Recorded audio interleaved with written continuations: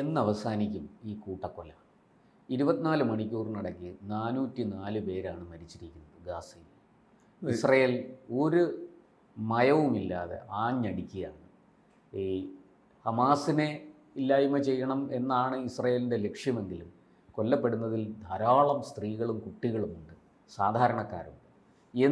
ഈ യുദ്ധം എന്ന് അവസാനിക്കും? ഇതാണ് ലോകം ചോദിക്കുന്നത്. ട്രംപ് വന്നിട്ടും ഇതിനൊരു മാറ്റം ഉണ്ടാകുന്നില്ലല്ലോ. ഈ ചിത്രങ്ങളൊക്കെ കാണുമ്പോൾ നമുക്ക് ജീവിച്ചിരിക്കുന്നതിൽ നാണക്കേട് തോന്നും, ആത്മഹത്യ ചെയ്യാൻ തോന്നും.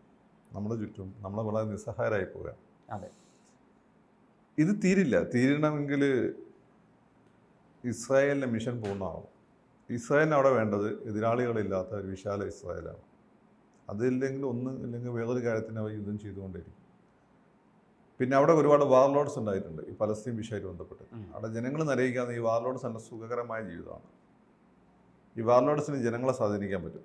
ഖുർആനിലെ ഹദീസിലും കുറച്ച് വാചകങ്ങളും നബിയുടെ ത്യാഗമൊക്കെ പറഞ്ഞ് ഈ പാവങ്ങളെ ഇളക്കി വിടാൻ പറ്റും.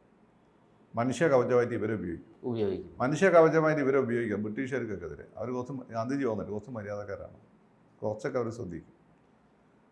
അപ്പോൾ അതുകൊണ്ടാണ് ഗാന്ധിജി പറഞ്ഞത്, ഫാസിസ്റ്റ് ജർമ്മനിക്കെതിരെയാണ് ഞാൻ സ്വാതന്ത്ര്യ സമരം നയിക്കുന്നതെങ്കിൽ ഞാൻ അഹിംസാമാർഗം പിന്തുടരില്ലായിരുന്നു. ബ്രിട്ടീഷുകാരുടെ ധാർമ്മിക മൂല്യത്തിൽ എനിക്ക് വിശ്വാസമുണ്ട് എന്നാണ് ഗാന്ധി പറയാൻ കാരണം. അതാണ് ഹ്യൂമൻ റൈറ്റ്സിന് അവർ കുറച്ചുകൂടെ ഇമ്പോർട്ടൻസ് കൊടുക്കുന്നുണ്ട്. അപ്പോൾ അതാണ് ഇസ്രായേൽ അങ്ങനെ ഒരു ഇമ്പോർട്ടൻസും കൊടുക്കുന്നില്ല. അവരാരെയും കൊല്ലും, എങ്ങനെയും കൊല്ലും. ഇസ്രായേൽ എന്ന് പറയാന്ന് വെച്ചാൽ അവിടെയുള്ള ഈ പറഞ്ഞ സിയോണിസ്റ്റ് സ്റ്റേറ്റ്. അപ്പോൾ അവർ ഒരു പ്രതികാര ബുദ്ധിയോടുകൂടി ഇത്രയും കാലം ജൂതന്മാർ നേരിട്ട പല പീഡനമുണ്ട്. അതിന് പ്രധാനപ്പെട്ട കാരണം മുസ്ലിംസ് ഒന്നല്ല. ഞാനിപ്പോൾ പറഞ്ഞ ഫർദർ എന്താ പറയുക, ഒരു കമ്മ്യൂണലിസം ഉണ്ടാക്കുന്നില്ല. പിന്നെയും കുറച്ചൊക്കെ ഏറ്റവും അവർ നന്നായി പ്രൊട്ടക്ട് ചെയ്തത് ഹിന്ദുക്കളാണ്, രണ്ടാമത്തത് മുസ്ലിങ്ങളുമാണ്. അത്രയും മനസ്സിലാക്കിയാൽ മതി. പക്ഷേ എന്താ ചെയ്യുക, തുർക്കി സുൽത്താൻ എടുത്ത് അവർ പോയിട്ട് ഞങ്ങൾക്ക് രാജ്യം ഉണ്ടായി തരണം, പല യുദ്ധത്തിൽ ഒന്നാം ലോക മഹായുദ്ധത്തിൽ ജയിപ്പിച്ചിരാന്ന് നമ്മൾ തുർക്കി സുൽത്താൻ പറഞ്ഞു, നമുക്ക് എൻ്റെ അറബ് സഹോദരങ്ങളെ എനിക്ക് ഒറ്റ തരാൻ പറ്റില്ല. അത് നേരെ ബ്രിട്ടൻ്റെ അടുത്ത് പോയി, ഞങ്ങൾ ജയിപ്പിച്ചു തരാം, ഞങ്ങൾക്ക് രാജ്യം ഉണ്ടായി തരാം. ബ്രിട്ടൻ കാശും മേടിച്ച് വെച്ച് യുദ്ധവും ജയിച്ചു. ഇവരെ ഇൻ്റലിജൻസ് വളരെ സ്ട്രോങ് ആണ്, ഡയസ്പോറയല്ലേ, പൈസയും. രാജ്യം ഉണ്ടാക്കി കൊടുത്താൽ അമേരിക്ക വന്നപ്പോൾ അമേരിക്കയ്ക്ക് ആ ഏരിയ കൺട്രോൾ ചെയ്യാൻ, വേൾഡ് പൊളിറ്റിക്സ് കൺട്രോൾ ചെയ്യാൻ ഇതുപോലെ രാജ്യം വേണം, അവരുടെ ഒരു സ്റ്റേറ്റ് പോലെ. ദുർലോഭമായ സംവിധാനം സപ്പോർട്ടാന്നുണ്ട്. പിന്നെ ഇവരുടെ ഡയസ്പോറ തുടങ്ങിയിട്ട് ഇപ്പോൾ ഏതാണ്ട് 2000 വർഷമായി. ഓമക്കാരിവിടെ ഓടിച്ചിട്ട്, ഓമക്കാർ മുസ്ലിങ്ങളല്ലല്ലോ. അതെ, ഓമക്കാർ ആദ്യം ക്രിസ്ത്യാനികളായിരുന്നില്ല, ഇവർ ഓടിക്കുന്ന സമയത്ത് ഒരു ക്രിസ്ത്യാനികളുമായിരുന്നില്ല. അപ്പം ഓമക്കാർ അപ്പോൾ 2000 വർഷം കഴിയുമ്പോൾ ഇങ്ങനെ കുറേ കാര്യം സംഭവിക്കുന്ന ബൈബിൾ പറഞ്ഞിട്ടുണ്ട്. അപ്പോൾ ഇവർ നോക്കുമ്പോൾ ആ സമയം അങ്ങ് ഒത്തു വന്നിട്ടുണ്ട്. അങ്ങനെ ബൈബിൾ പൂർണ്ണമായും ശരിയാണ്. ഏറ്റവും ഒരേ ഒരു ദൈവിക ഗ്രന്ഥം ബൈബിളാണ് സ്ഥാപിക്കാനുള്ള ഒരു മാർഗം.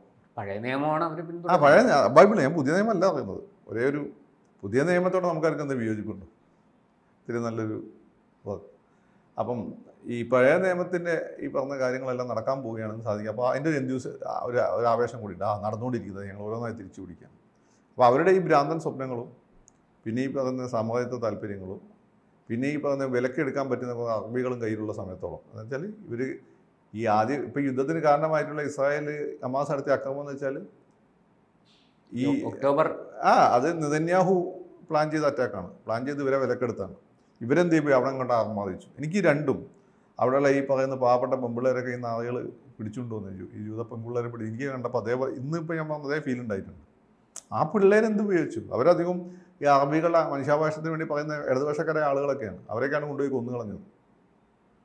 അപ്പോൾ ഈ രണ്ട് സൈഡ് എന്നിട്ട് ഈ പറയുന്ന മനുഷ്യ കവചമായിട്ട് ഈ ജനതയെ ഉപയോഗിക്കുക. ഇസ്രായേലാണെങ്കിൽ കണ്ണിച്ചോരല്ലാത്തവന്മാരാണ്. ഇപ്പോൾ ഇംഗ്ലണ്ടോ ഇന്ത്യക്കാണ് നിങ്ങൾ മനുഷ്യ കവചമായിട്ട് വരാനും ബാഹുബലിനെ പോലെയാണ്. ആ പാവം സാധാരണക്കാരെ കൊല്ലിയല്ല. മറ്റേ ബാഹുബലിൻ്റെ ശത്രു ഉണ്ടല്ലോ, അതിൻ്റെ പേര് മറ്റേ റാണാ ദഗുബാട്ടിയെ ചെയ്ത റോള്, അവനെ പോലെയാണ്. എന്തു ചെയ്യും? പൽഹാൽ ദേവനെ പോലെയാണ് ഇവന്മാർ ഇസ്രായേൽ. എന്ത് ചെയ്യാൻ? ഈ യുദ്ധം അങ്ങനെ തീരില്ല. നമ്മൾ തീരും വിചാരിക്കാൻ തീരില്ല. ഇപ്പോൾ 24 മണിക്കൂറിനിടയ്ക്ക് 400-ലധികം പേരാണ് കണ്ണിച്ചോരല്ലാതൊന്നും. അവർ ഈ പറയുന്നത് പോലെ എന്നിട്ട് കാര്യവും പറയും, ഹമാസിൻ്റെ ഒളിത്താവളം അതിൻ്റെ ഇടയിലായിരുന്നു എന്ന് പറയും. ഹമാസിൻ്റെ ഒളിത്താവളം ചിലപ്പോൾ അതിൻ്റെ ഉള്ളിൽ ഉണ്ടാവുകയും ചെയ്യും. ഇവർക്ക് രണ്ടുപേരും കണ്ണിച്ചോരയില്ല, അതാണ് പ്രശ്നം. ഇപ്പോൾ തട്ടിക്കൊണ്ടുപോയ ബന്ദികളെ അവർ ജീവിച്ചിരിപ്പുണ്ടോ ഇല്ലയോ എന്ന് പോലും വ്യക്തമാക്കാൻ ഹമാസ് തയ്യാറാണ്. ഹമാസ് അവിടുത്തെ ജനങ്ങളോട് എന്തെങ്കിലും കമ്മിറ്റ്മെന്റ് ചെയ്യണം. വാസ്തവത്തിൽ പാലസ്തീൻ ജനതയെ ഒരു കൂട്ടക്കുരുതിയിലേക്ക് തള്ളിവിടുക അല്ല. ഹമാസിന് വേണ്ടത് അവിടുത്തെ ജനങ്ങളോട് എന്തെങ്കിലും തരത്തിൽ കമ്മിറ്റ്മെന്റ് ഉണ്ടെങ്കിൽ ഈ പറയുന്ന തടവുകാരെ വിട്ടുകൊടുക്കുന്നുണ്ട്. അവർക്കറിയാം, അവർ ഇസ്രായേലിൻ്റെ ഒരു മൈറ്റ് അവർ കൊണ്ടേ അറിയാവുന്നതാണ്. അത് ചെയ്യാൻ പിടിച്ചുകൊണ്ടിരിക്കുമ്പോൾ മരിക്കുന്നത് സാധാരണക്കാരാണ്. അപ്പോൾ റമദാൻ മാസത്തിൽ കുറേ മുസ്ലിങ്ങൾ കൊല ചെയ്യപ്പെടണം. അതിൻ്റെ പുറത്ത് ലോകത്തെല്ലായിടത്തും ഒരു മുസ്ലിംസിനിടയിൽ ഒരു വിഷമം വരണം. അത് ക്യാപിറ്റലൈസ് ചെയ്യണം. ഇതിൻ്റെ പുറത്ത് റമദാൻ എന്നുള്ള നമ്മൾ സക്കാത്ത് കൊടുക്കുന്ന കാലമാണ്. നമ്മുടെ മൊത്തം സമ്പത്തിൻ്റെ നിശ്ചിത ശതമാനം ഞാൻ ഇസ്ലാമിൻ്റെ ഏറ്റവും വലിയ കാര്യമായിട്ട് കണ്ടതാണ്. അർഹിക്കുന്നവർക്ക് നീഡിയായവർക്ക് കൊടുക്കണമെന്നുണ്ട്. ഞാൻ റംസാൻ മാസത്തിൽ മാത്രമല്ല എല്ലാ സമയത്തും എൻ്റെ കയ്യിലുണ്ടെങ്കിൽ അത് പാലിക്കുന്ന ആളാണ്. അപ്പം ഈ ഫണ്ട് ഒരുപാട് വരും. ഈ ഫണ്ടൊക്കെ ചാനലൈസ് ചെയ്യണം. ഈ ഹമാസിന് ലഭിക്കും. അതിന് വേണ്ടിയുള്ള കളിയാണിത്. ഇസ്രായേലിൽ നിന്ന് പറഞ്ഞാൽ കണ്ണിച്ചോരല്ലാതെ അടിക്കുന്ന നമുക്കറിയാം. കണ്ണിച്ചോരല്ലാതെ അവരടി. ഇനി ഇവരെ കയ്യിൽ പൈസ വരേണ്ട ഇസ്രായേലിൻ്റെ ആവശ്യമാണ്. എങ്കിലാണ് ഇവരടുത്ത ഇസ്രായേൽ ആഗ്രഹിക്കുമ്പോൾ അടുത്ത അക്രമം അവരുണ്ടാക്കുള്ളൂ. അല്ല അടുത്ത ഇസ്രായേൽ ആഗ്രഹിക്കാത്തപ്പോൾ ഉണ്ടാക്കുള്ളൂ. എങ്കിലേ ഇസ്രായേലിന് പിന്നെ അടിക്കാൻ പറ്റുള്ളൂ. പുതിയ ആയുധങ്ങളൊക്കെ. ഈ ട്രംപിന്റെ ഒരു പുതിയ നയമുണ്ടല്ലോ, ഈ പറയുന്ന ഗാസയിൽ നിന്ന് ഈ ജനങ്ങളെ മറ്റെവിടേക്കെങ്കിലും മാറ്റി ഒരു പുതിയ ഗാസ നിർമ്മിച്ചതിനു ശേഷം ഇവരെ തിരിച്ചു കൊണ്ടുവരാം എന്ന് പറയും. ഇയാൾ ഭ്രാന്തനാണെങ്കിലും ചില ഭ്രാന്തന ആശയങ്ങൾക്ക് വലിയ റെലവൻസ് ഉണ്ട്. അതാണ് അവിടെ നടപ്പുള്ളത്. ഞാൻ പലപ്പോഴും വിചാരിച്ചിട്ടുള്ളത് അതാണ്. ഇൻ കേസ് എനിക്ക് അമേരിക്കൻ പ്രസിഡന്റാണ് ചാൻസ് കിട്ടിയാൽ ഈ പ്രശ്നം പരിഹരിക്കണ്ടേ? ഇതേ പറ്റുള്ളൂ. ജനങ്ങൾ അവിടെ നിന്ന് മാറ്റി അത് ഇസ്രായേലിന് വിട്ടുകൊടുക്കുക. അതേ നടക്കുള്ളൂ അവിടെ. പുതിയൊരു ഗാസ നിർമ്മിച്ചതിന് ശേഷം എവിടെയെങ്കിലും ഏതാണ് ജിയോഗ്രഫിക്കലി അതേപോലെയുള്ള റീജിയണിൽ ഒരു പ്ലാന്റ് സിറ്റി ഉണ്ടാക്കുക. ആ പ്ലാന്റ് സിറ്റി അവരെ അങ്ങോട്ട് ട്രാൻസ്ഫോം ചെയ്യാം. പിന്നെ ഇന്റർനാഷണൽ കമ്മ്യൂണിറ്റി സപ്പോർട്ടും ഒക്കെ നൽകുക. അവർക്ക് ഡെവലപ്പ് ചെയ്ത് തരാനുള്ള അവസരം നൽകുക. അവരൊരു മാതൃകാ സമൂഹമായി മാറും. ഇത് അവരവിടെ തന്നെ വെക്കണം. ആർക്കാ നിർബന്ധം? അതേപോലെയുള്ള ആഫ്രിക്കയിലൊക്കെ ഇഷ്ടംപോലെ സ്ഥലങ്ങളുണ്ട് മരുഭൂമിക്ക് തുല്യമായിട്ടുള്ള അരിഡായിട്ടുള്ള സോൺസ്. അതേ പറ്റുള്ളൂ. ട്രംപിൻ്റെ ഏറ്റവും നല്ല ഐഡിയ അതാണ്. ഞാൻ പറഞ്ഞു ട്രംപിന് ആ പ്രശ്നം പരിഹരിക്കണമെന്നുണ്ട്. അത് കൺസിസ്റ്റന്റ് ആയിട്ടുള്ള ഒരു വിഷയം. ട്രംപിന്റെ ഒറ്റ ഇടപെടൽ കൊണ്ടാണ് താൽക്കാലികമായ ഒരു വെടിനിർത്തൽ അവിടെ വന്നത്. അതെ അതെ അതെ. ഇപ്പൊ യുക്രൈന്റെ വിഷയത്തിലാണെങ്കിലും ട്രംപ് ഉക്രൈനോടൊക്കെ വളരെ കർക്കശമായിട്ടൊക്കെ പറയുന്നു, ഭീഷണിപ്പെടുത്തുന്നു ഒക്കെ ഉണ്ടെങ്കിലും ആ യുദ്ധം എങ്ങനെയെങ്കിലും അവസാനിപ്പിക്കണം എന്നൊരു നയമുണ്ട്. അല്ല, എസ്പെഷ്യലി അത് പലസ്തീനിലാണ്. മറ്റേത് റഷ്യനെ പേടിച്ചിട്ടാണ്. പലസ്തീനിലേക്ക് ജെന്യൂൻ താല്പര്യമുണ്ട്. അത് ഒരു പ്രധാനപ്പെട്ട കാരണം എന്ന് വെച്ചാൽ അയാൾക്ക് നൊബേൽ സമ്മാനം കിട്ടും. അത് ഞാൻ പറയാം. നൊബേൽ സമ്മാനം കിട്ടാൻ ഞങ്ങളെ ബാക്ക്ഗ്രൗണ്ട് അത്ര ശരിയല്ല.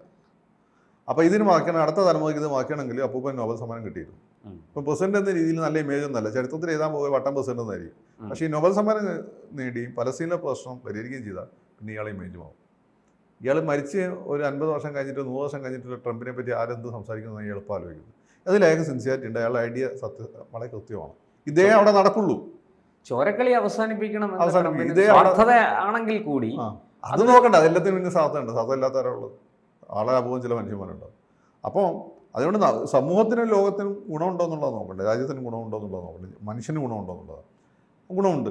അതേ അവിടെ നടക്കുള്ളൂ. സോമാലിയയിലൊക്കെ ഇഷ്ടംപോലെ ലാൻഡ് ഇതേപോലുള്ള സോൺസ് ഉണ്ട്.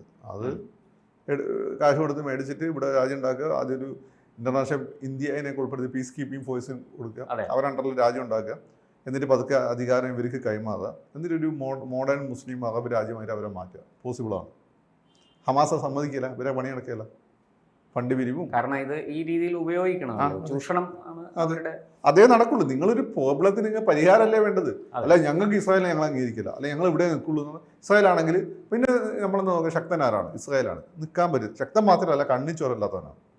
ഒരു ദാക്ഷിണ്യം പ്രതീക്ഷിക്കണം. അത് ബൈബിളിൽ പറഞ്ഞു വെച്ചാൽ ഓരോ കിതാബ് കൃത്യമായിട്ട് പറഞ്ഞിട്ടുണ്ട്. മറ്റു മതക്കാരെ എങ്ങനെ ഡീൽ ചെയ്യണം. നമ്മൾ സെലക്റ്റഡ് പീപ്പിളാണ്. നമ്മളാണ് ലോകം ഭരിക്കേണ്ടത്. മറ്റുള്ളവരെ എന്ത് ചെയ്യണം? വെള്ളം കോരികളും വിറക് കെട്ടുവരായിട്ട് അവിടെ മനസ്സിലായില്ല. കൃത്യമായി Bible, old testament, new testament അല്ല, ഓൾഡ് ടെസ്റ്റ്മെന്റ് കൃത്യമായിട്ട് പറഞ്ഞിട്ടുണ്ട്. പിന്നെ അവർക്ക് എന്ത് നോക്കണം? ഇവിടെ ഇന്ത്യയിൽ വന്ന് ഇന്ത്യയിൽ അങ്ങനെ ഒരു ഗ്രന്ഥമല്ല, ഒരുപാട് ഗ്രന്ഥമാണ്. ഇപ്പം രാമൻ ഈ വനവാസം വന്നു കഴിഞ്ഞാൽ ഭരതനോട് ചോദിച്ചു എന്നാണ് കേട്ടത്. ഈ അന്ന് ഇന്ത്യൻ സമൂഹത്തിൽ അന്നും ഇന്ന് ഏറ്റവും കൂടുതൽ വെറുക്കപ്പെടുന്ന എസ്തീസ്റ്റുകൾ, യുക്തിവാദികൾ. അപ്പം ഈ യുക്തിവാദികളോടും ചാർവാകന്മാർ തന്നെ നീതി കാണിച്ചോ എന്ന് ചോദിക്കുന്നുണ്ട്. രാജാവിന്റെ കർത്തവ്യമാണ്. അതാണ് ഇന്ത്യയുടെ സംസ്കാരം. മനസ്സിലായില്ലേ? പക്ഷെ അതല്ല ബൈബിൾ, ഓൾഡ് ടെസ്റ്റ്മെന്റ്. പഴയ നിയമത്തിൽ, പുതിയ നിയമം ഇതുപോലെ തന്നെയാണ്, നമ്മളൊക്കെ പോലെ തന്നെയാണ്, വളരെ ഓപ്പണാണ്.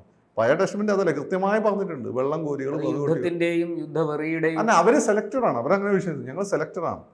അവർക്ക് അങ്ങനെ വിശ്വസിക്കാൻ കാരണമുണ്ട്. ലോകത്തെ ബുദ്ധിജീവികൾ പലരും അവർ മാത്രമൊന്നല്ല, എല്ലാവരും ബുദ്ധിജീവികളല്ല. പക്ഷെ അങ്ങനെ ആ രീതിയിലൊരു ഒരു ഡിസ്കോഴ്സ് ഉണ്ടാക്കി വെച്ചിട്ടുണ്ട്. പിന്നെ അവർ 2000 വർഷം കഴിഞ്ഞ് അവിടെ തിരിച്ചു വരുന്നു. ലോക രാഷ്ട്രീയത്തെ അവരാണ് നിയന്ത്രിക്കുന്നത്. അപ്പോൾ നിങ്ങൾ വെള്ളം കോരികളും വിറകുകെട്ടിയാണ്. ഈ വെള്ളം കോരിക്കും വിറകുകെട്ടിക്കും ഇനി തിരിച്ച് അവർ അറ്റാക്ക് ചെയ്തിട്ട് ആധിപത്യം സ്ഥാപിക്കാൻ പറ്റും. എളുപ്പമല്ല. അപ്പോൾ എന്താ ചെയ്യേണ്ടത്? ഒരു അമിക്കബിൾ സൊല്യൂഷൻ, സ്വന്തം ജനതയെ രക്ഷപ്പെടുത്തുക എന്നുള്ളത്. അത് ഒരു അത് ചെയ്യാൻ വിട്ടുവീഴ്ചയും അതാണ് ഹമാസ് ചെയ്യേണ്ടത്. അപ്പോൾ ഇതിന് ഇസ്രായേലിനെ പോലെ തന്നെ ഹമാസ് ഉത്തരവാദികളാണ്. കൂടുതൽ വാർത്തകളും വിശേഷങ്ങളും നിങ്ങളിലേക്ക് എത്താൻ ABC മലയാളം സബ്സ്ക്രൈബ് ചെയ്യുക, ബെൽ ബട്ടണും അമർത്തുക.